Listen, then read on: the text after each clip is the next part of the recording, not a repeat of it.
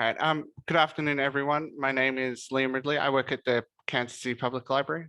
And today I'm going to be talking about how to evaluate information that you find online and the importance of being able to do this. The presentation is going to be broken into 3 parts. The first part is going to go through the different ways that you can evaluate information online. The second part will be concerned with evidence that you will be, evidence that you most likely will come along across online. And then the third part is going to put together the 2 evaluation methods, and then using that and the evidence that's presented in order to draw a conclusion about a website and a social media post. And let's get started.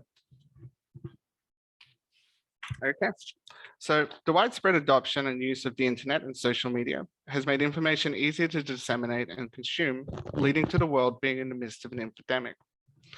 While talking about the infodemic in the context of the COVID-19 pandemic, the World Health Organization defined an infodemic as where there is an excessive amount of information about a problem, which makes it difficult to identify a solution that can spread misinformation, disinformation, and rumors during a health emergency.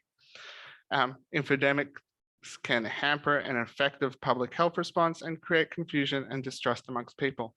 As you can see from my slide there, the World Health Organization did expand their views or their definition of an infodemic between me writing this and the presentation taking place. By learning information literacy skills, individuals can help to inoculate themselves against the damaging effects of the infodemic we find ourselves in. Since 2016, you may have heard and possibly even used the term fake news to describe information found online and in the media that is biased, untrue, or perhaps just doesn't agree with your worldview.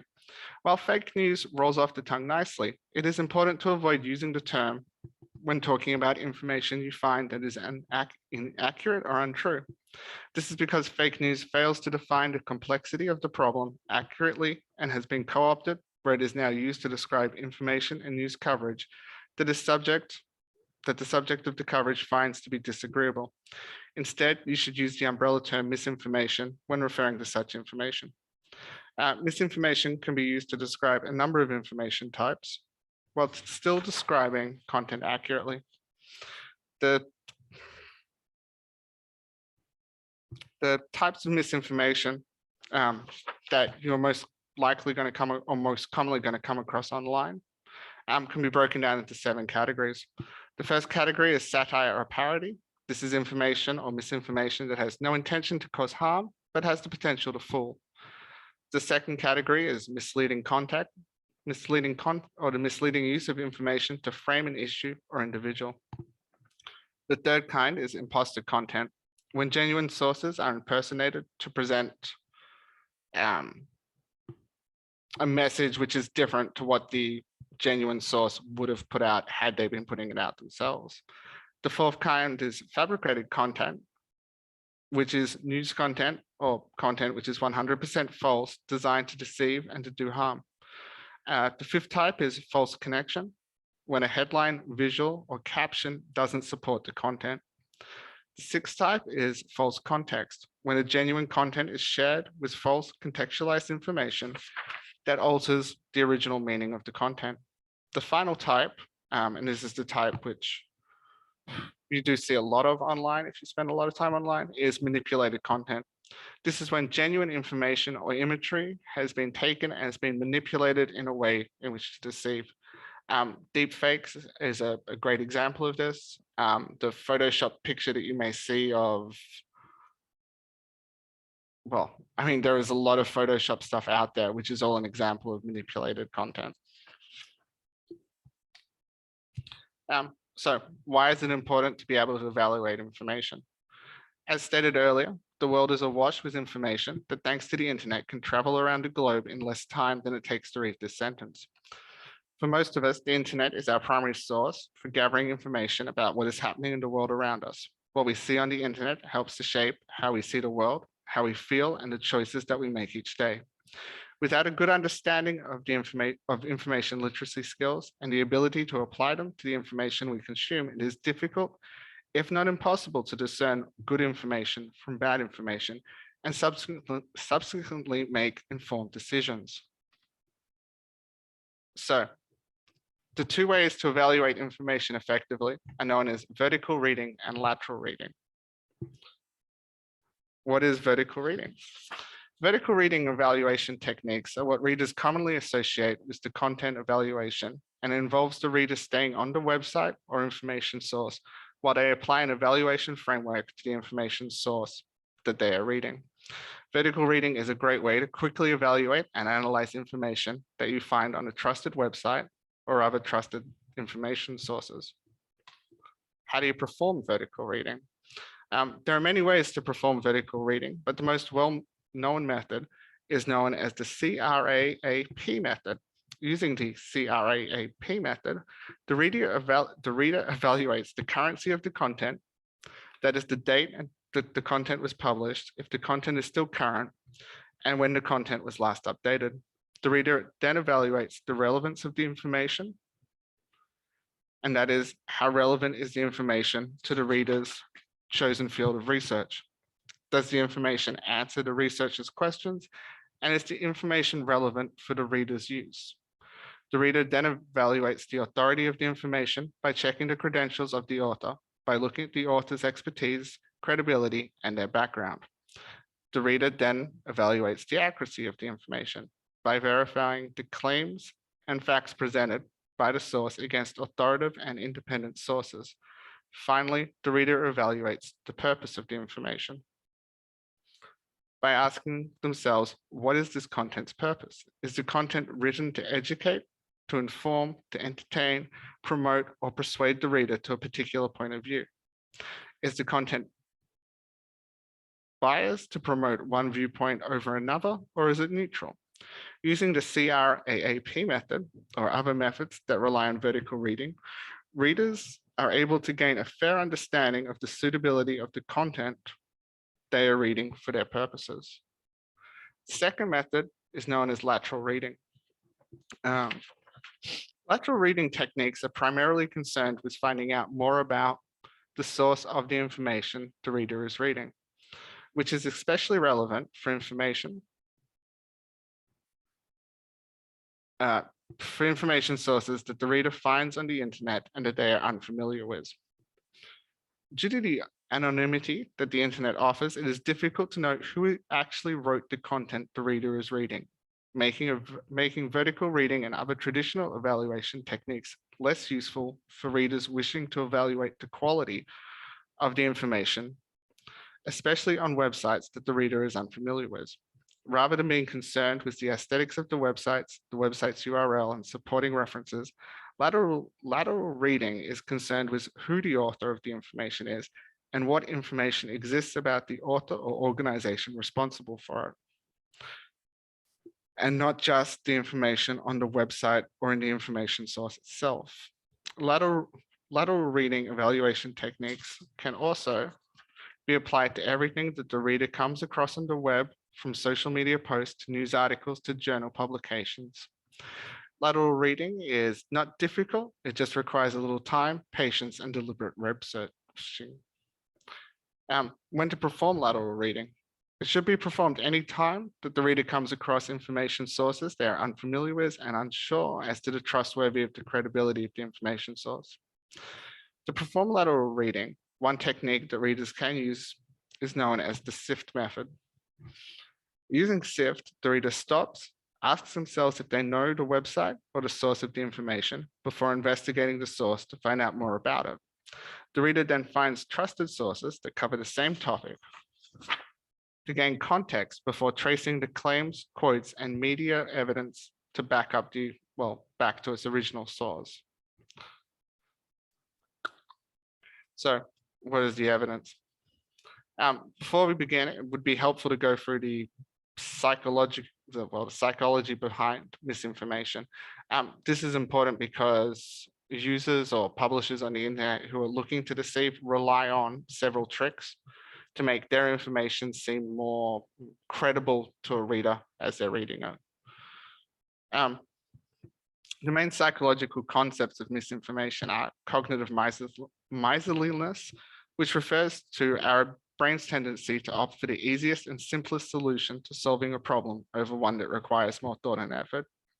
This tendency makes humans susceptible to misinformation, as it means that individuals are less likely to critically evaluate information that conforms to existing beliefs or has the appearance of being credible or trustworthy.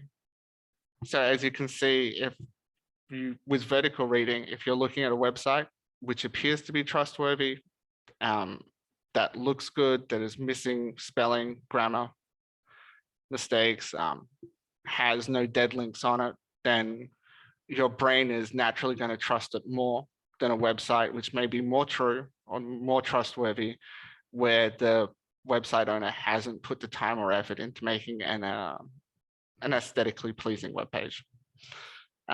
Heuristics. Heuristics are the indicators or mental shortcuts that individuals use to make quick judgments. Heuristics include affect heuristics, where judgment is made on the basis of the emotional response that the stimuli elicits in the individual. There is also anchoring or adjustment heuristics, where judgment is weighted towards the first piece of information they receive on what is being judged, and representative heuristics, where judgment is based on how similar what is being judged is to known entities. The third kind is known as cognitive dissonance. This is a term which gets thrown around a lot, sometimes correctly, sometimes not. But what cognitive dissonance refers to is the negative emotional experience when presented with information that contradicts the belief that an individual holds to be true. The negative reaction can lead to individuals to reject credible information in order to reduce this dissonance. The fourth type is known as confirmation bias. This is the tendency to accept information that conforms to existing beliefs as true and to reject information that challenges or contradicts these beliefs. The fifth kind is motivated reasoning. It's the use of reason and arguments to justify pre-existing beliefs and arrive at conclusions that an individual prefers, rather than a conclusion that is factually correct. And then the last is known as third-person effect. The third-person effect is the belief that others are more susceptible to believing misinformation than we are, leading to individuals to underestimate their own vulnerabilities to misinformation and a false confidence that they can identify and not be fooled by it. By having an understanding of these psychological factors that make misinformation effective, it is easier to identify misinformation and to better evaluate the content that we find online. So, types of evidence that is most used by information sources that you'll find online.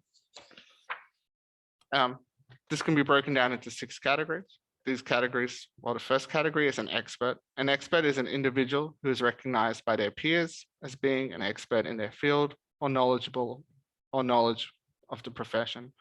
The second is an official. This is an individual who works for the government or government agencies. The third is an eyewitness, who is an individual who has witnessed the event or who has first-hand knowledge of the event.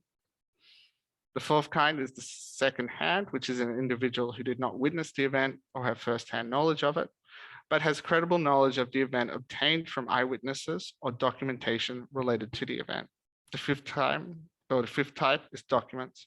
These are paper or electronic records that can provide information about an event or verify expert claims, official eyewitness statements, second-hand or anonymous sources. The last is anonymous. These are individuals who can provide credible information about an event, but are not able to be identified due to the individual not being authorized to speak on the event, or are afraid that by speaking on the event, there may be negative consequences if they do. So 4 types of evidence that you will need to evaluate most often. These are video evidence, image-based evidence, data and graph-based evidence, and then also social media posts. When evaluating video evidence, the first question that the reader should do, or the first question that the reader should ask themselves, is to establish the provenance of the information. This means the reader should establish if the video evidence is an original, unmanipulated video, or if it is being reposted from another source. Often, the article or social media post will provide a date or location for the video that can be verified by performing a search engine search. Sometimes they won't, and this will lead you to have to do a little bit of internet detectiveness or detective work. This is actually a lot of fun if you ever have to do it. And it involves, like, say, looking at the video, working out where it is based on any kind of geographical location, street signs, clothing used, or clothing being worn, if the technology matches up. But I think from that brief overview, it's a little bit outside the scope and is something that if we were to talk about it, we could go on for hours. So we'll skip over that.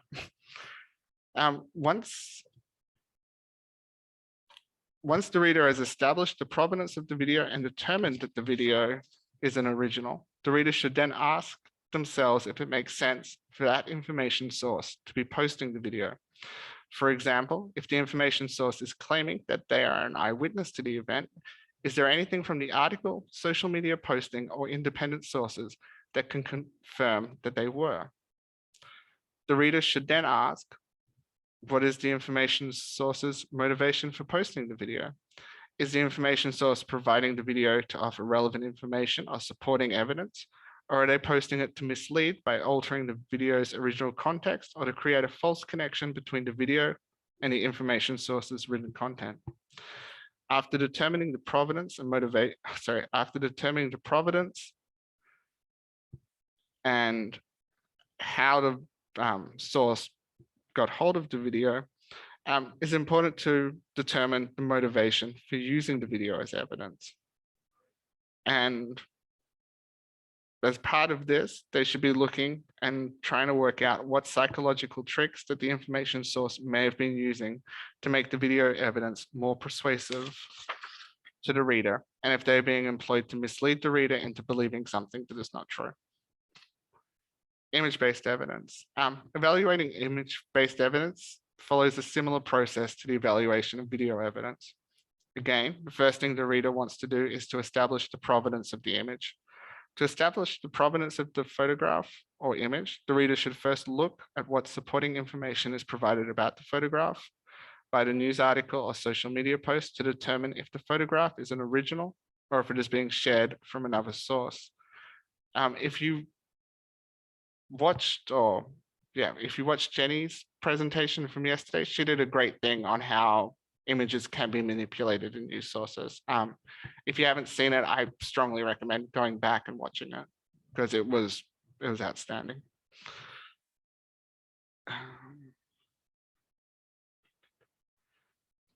Okay, so the other thing is that they should make sure that the photograph is an original, but if it is being shared from another source, then they should trace back what that other source was.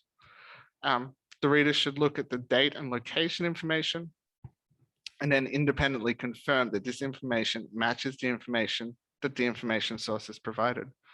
Once the provenance of the image has been established, the reader should then ask if it makes sense for the information source to be posting the image in the context of the news story or social media post.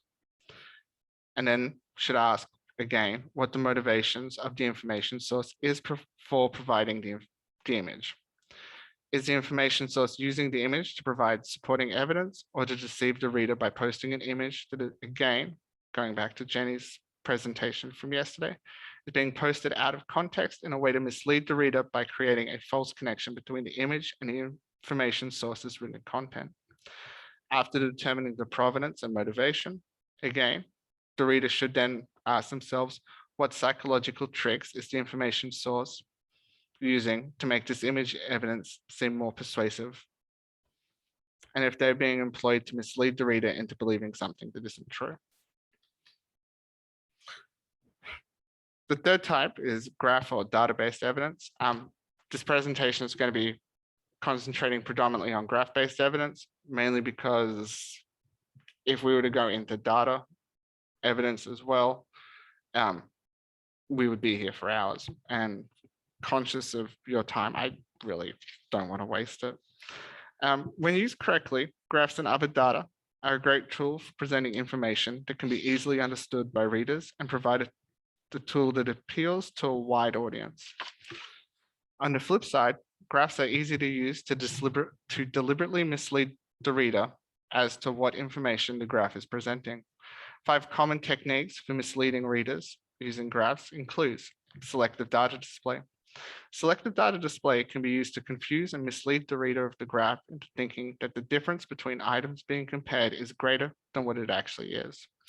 Graphs that use selective data display can be identified by looking at the numbers displayed by the graph and how much variation there is between the numbers. The second is missing or truncated data.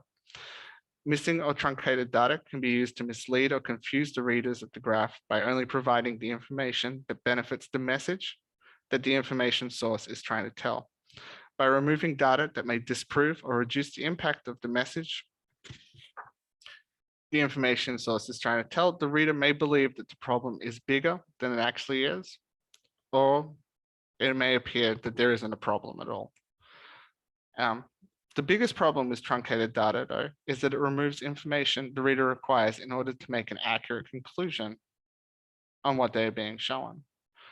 The third kind of what to look out for when evaluating graph-based evidence is the manipulation of the y-axis. Manipulating the y-axis on a bar graph can be used to mislead or confuse the reader of the graph by making it by making the difference between the data appear to be either greater or less than what it actually is. A common way of manipulating the y-axis is to omit the baseline number or to set the baseline number at a number other than 0. Another way is by messing with the scale of the graph or having a y-axis where the intervals between numbers aren't uniform. So instead of having, say, the y-axis go up 5, 10, 15, 20, 25, the y-axis may be manipulated so that it goes 5, 10, 20, 30, etc. By manipulating the y-axis, again, it is able to make the difference between two data sets seem greater or less than what it may actually be. Another technique is just to remove the y-axis scale completely, making it impossible for the reader to determine if the graph bars have been properly scaled and thus make an accurate conclusion on the data that is being displayed. The fourth kind of that you should be looking out for is bad sampling data. The data presented may be misleading due to the small size of the group being sampled to obtain the data. Many polls and questionnaires are aimed at specific audience and designed to elicit certain responses and answers from the participants. This can lead to small and biased sample sizes, meaning that the data does not contain all of the possible answers or responses that exist for the topic within the general public. And then the final type is by using the wrong graph type. Sometimes the information source will present the data using the wrong graph type, either by accident or deliberately. That will make it difficult, if not impossible, for the reader to accurately interpret the data being presented and its meanings. The most common form of the wrong graph type being used is the use of pie charts for data that does not represent a parts to whole comparison or to compare different groups to one another. Another common graphing mistake is the use of 3D graphs, as these graph types make it difficult for the reader to accurately interpret the data due to the issues caused by the distortion of the graph's axes, scale, or other relevant information due to the graph's perspective because it's being presented in 3D. Moving on to social media. When evaluating social media posts, the first thing the reader should evaluate is who the social media account belongs to. Is the account operated by a private individual, a government agency, or a private organization? By understanding who the account is operated by, the reader is better able to assess the context of what is being posted and the motivations of the poster. To evaluate the context of the information being posted, the reader should first establish what kind of information is being posted. Is the poster posting truthful content, or are they posting misinformation? If they're posting misinformation, what kind of misinformation are they posting? Is it satire or parody, where they're just looking for a laugh and they're not really looking to fool or cause harm? Is this misinformation that is designed to mislead the reader about an issue or topic by posting imposter content, fabricated content, or manipulated content? After the reader, I mean, these are all types of misinformation that can cause harm. After the reader has satisfied themselves as to the type of content that is being posted, they should then evaluate the content for any psychological tricks the poster is using in order to make the poster or to make the reader more likely to believe or trust the social media post.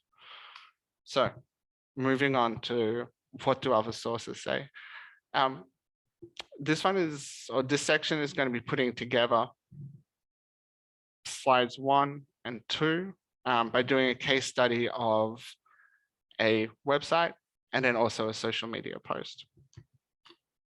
The website that I selected was the website for the group Protect Colorado.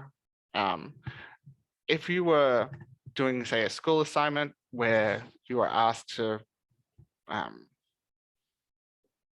write about the economic benefits of fracking, or if fracking is a good thing, and it just happened that you got assigned to Colorado, Protect Colorado is the first website that comes up if you do a Google search for fracking Colorado economy.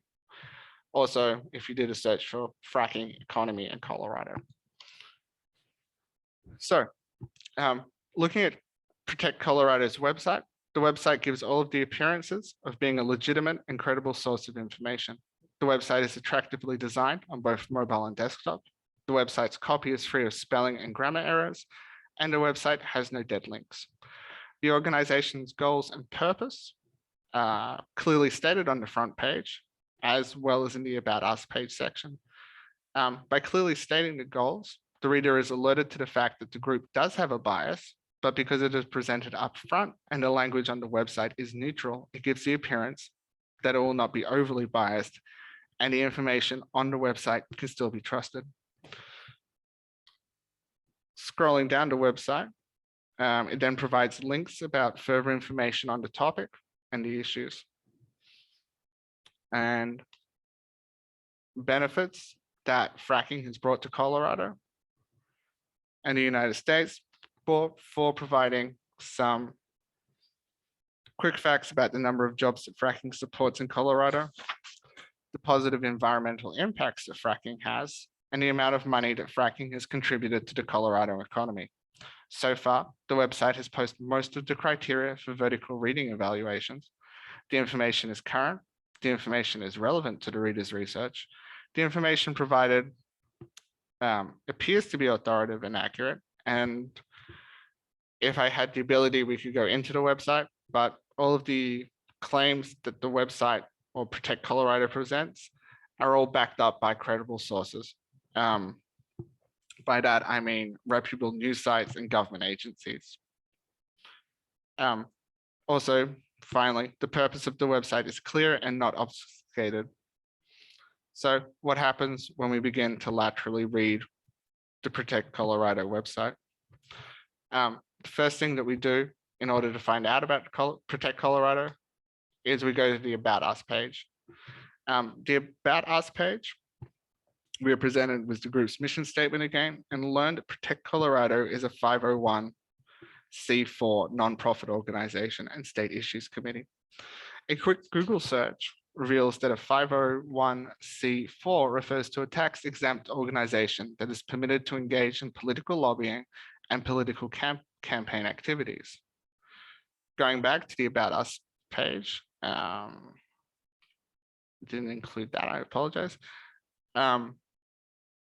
We see that there is a photograph of people involved with the group in a gathering wearing t-shirts that appear to bear the group's logo and more copy about what the group believes in.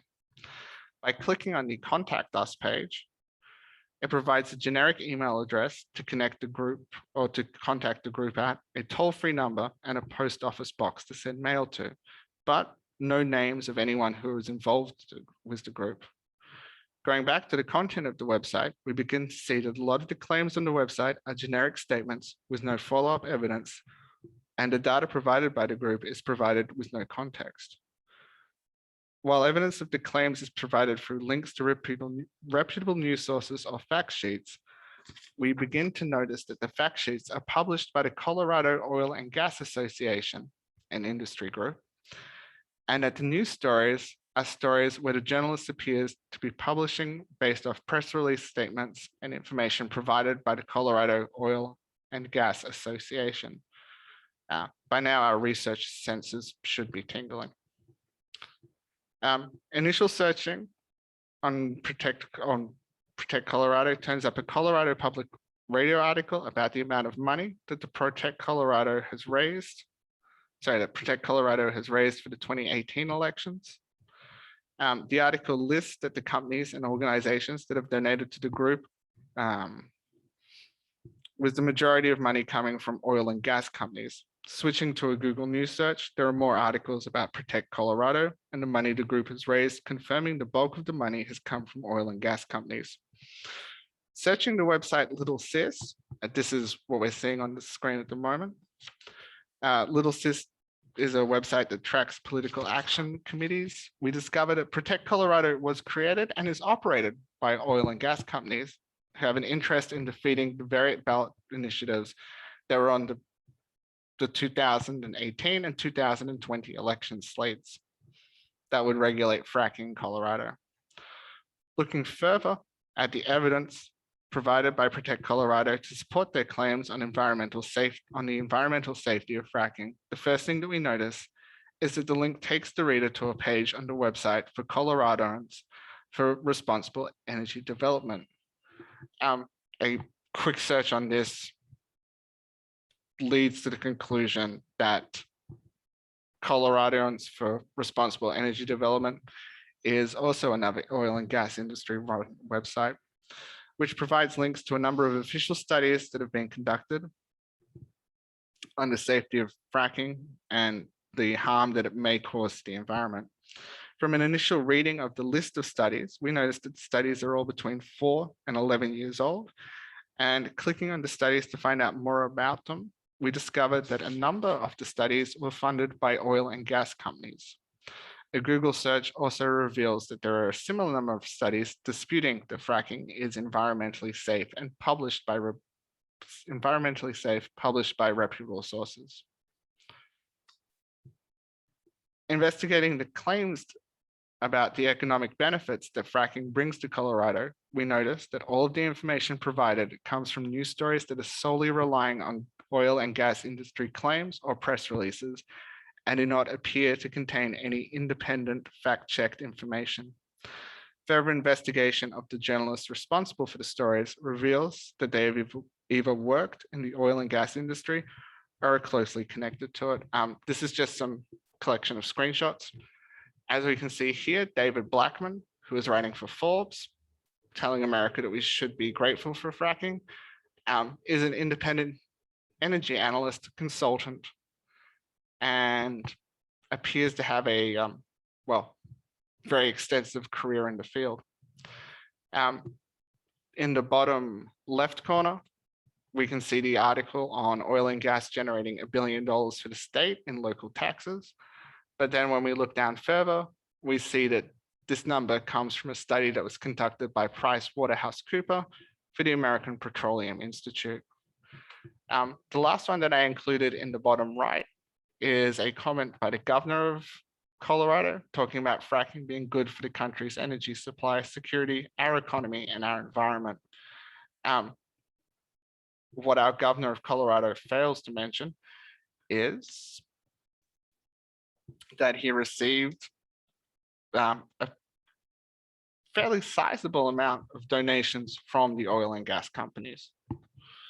So after doing a lateral reading and finding out what other webs or other sources have to say about Protect Colorado, we come to the conclusion that this is probably not the best site that we should be using if we are interested in finding out unbiased, credible, and trustworthy information on fracking and what economic and environmental issues exist with it. Moving on to social media. This one is cheating a little bit because when I selected it, I already knew what the outcome would be. So the displayed tweet there is a confirmed piece of Russian disinformation from the 2018 election cycle.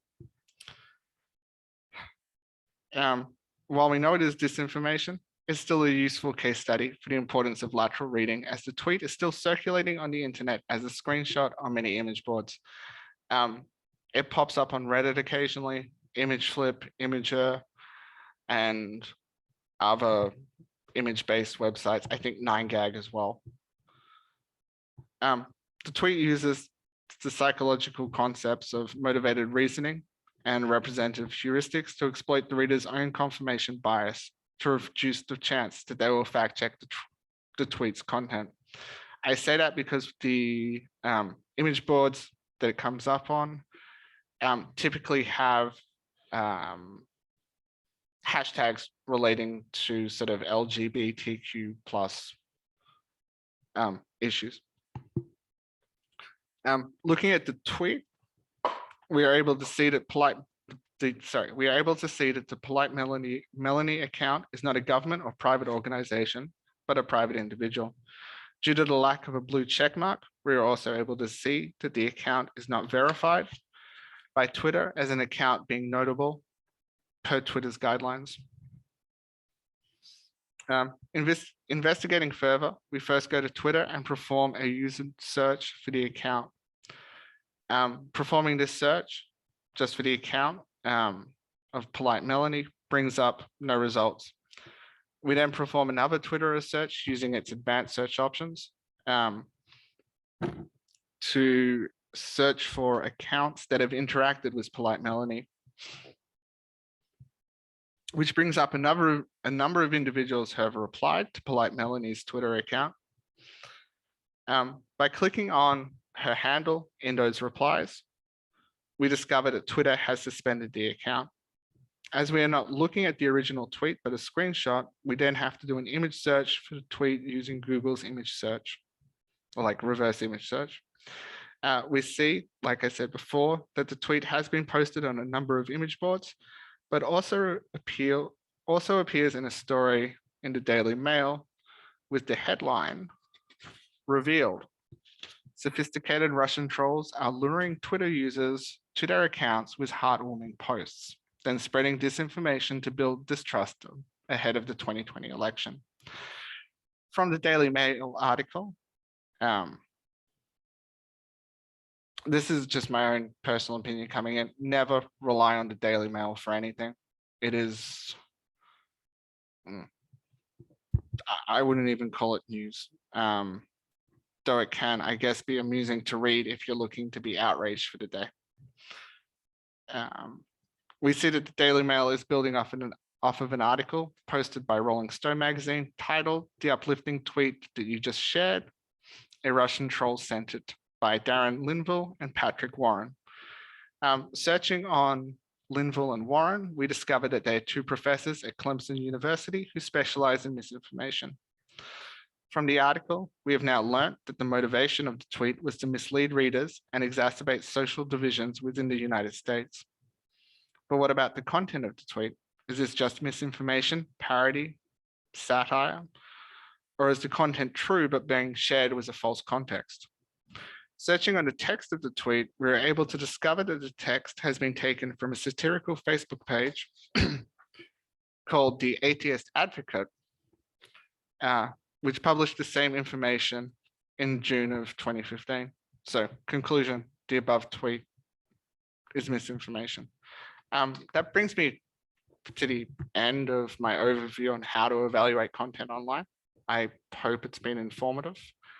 I'd also just like to bring up that the library will be running a community discussion and screening of the documentary Trust Me on Friday, November 12th. There'll be more information up on the library's website. And I hope that you are interested in watching it because it is actually quite a fascinating documentary. And that is everything from me. If there are any questions, I can answer those now.